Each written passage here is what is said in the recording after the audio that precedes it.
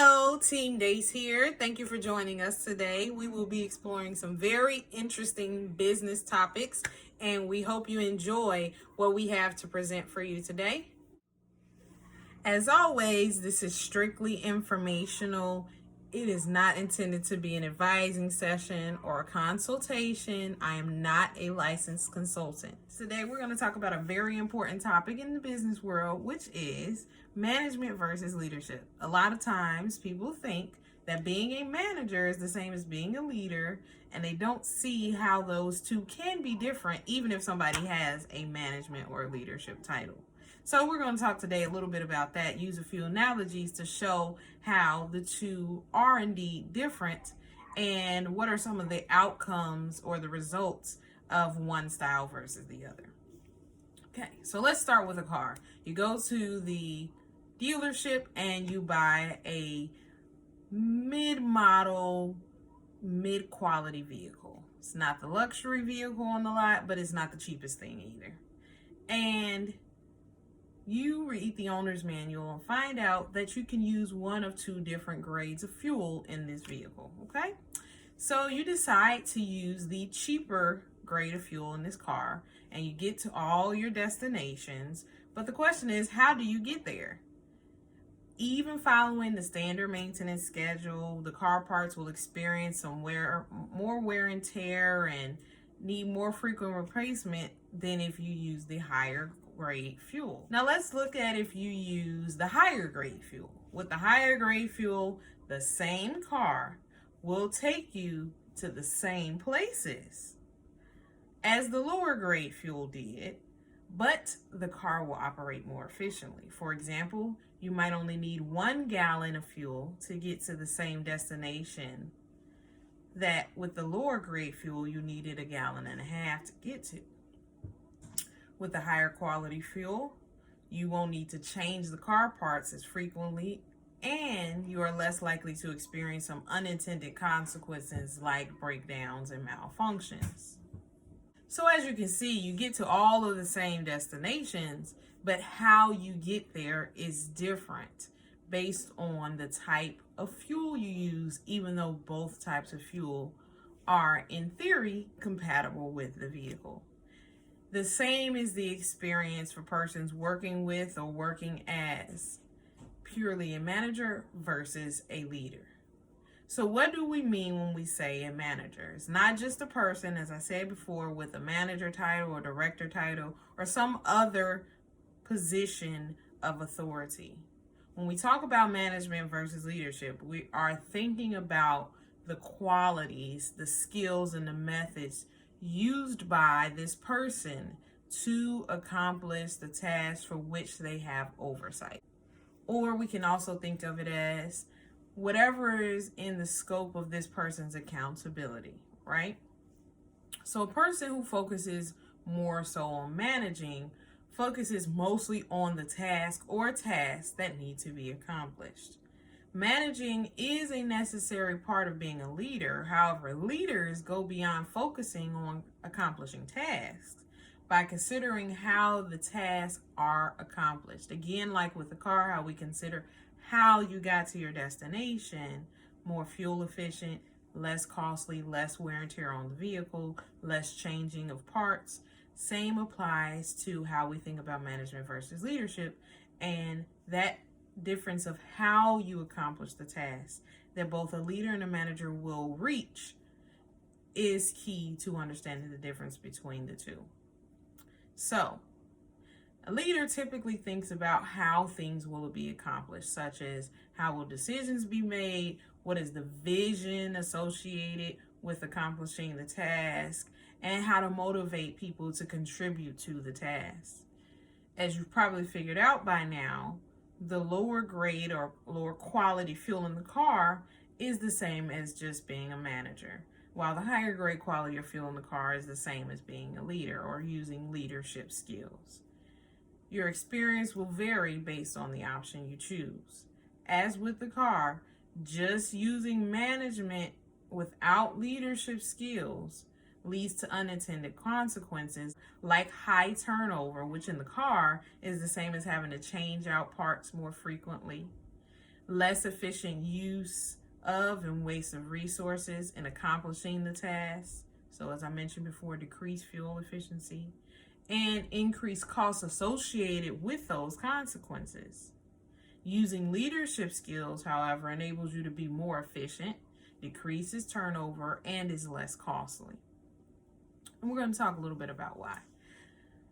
Granted, this is very much a simplification of the key differences between management and leadership, but the illustration is intended to show some of the benefits of using leadership skills.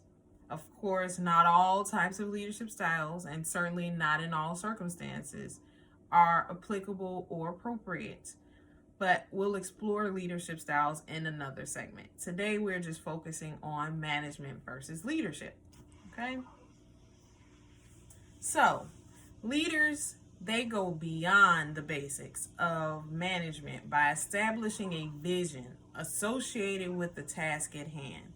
So, leaders help participants to understand how the task connects to the big picture, why the task matters overall. Leaders also connect with and seek to understand employees and participants so that the leader understands what motivates these individuals and these people who they will be working with as they are accomplishing the task. Understanding these motivating factors helps the leader to connect the task that they are overseeing with the person's goals, interests, and desires, for example. Additionally, leaders tend to be more collaborative and benefit from diverse thoughts and ideas received from their employees and peers by taking this approach. One challenging area of leadership that we often don't like to talk about is that moment when you realize what you have to offer as a leader is not consistent with a person's motivating factors.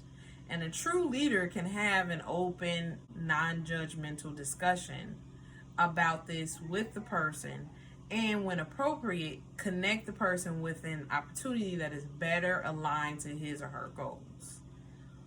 Why would a leader be willing to do this?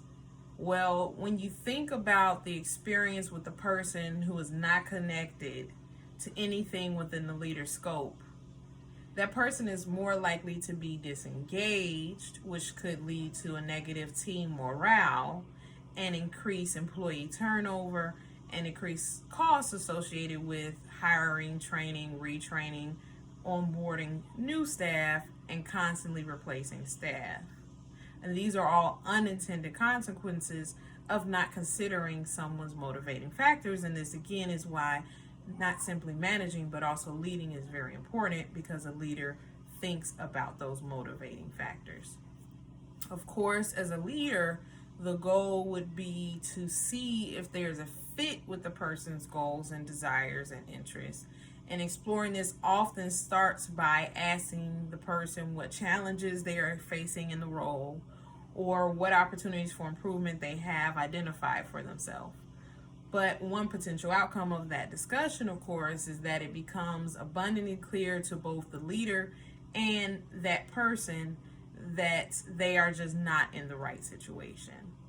And a leader takes the time to explore this with that person, while a manager continues to try to make, yet another analogy we're going to use here, a square peg fit in a round hole. Eventually, the manager gives up and just throws away the square peg because they lack the vision to see that there is also a square hole on the same board that they're trying to fit this square peg into a round hole on. Whether that square hole is within or outside of that manager's particular area. A manager only sees that the person is not meeting the metrics and doesn't explore why this person is not fitting, as in our example of the square peg and round hole, the metrics.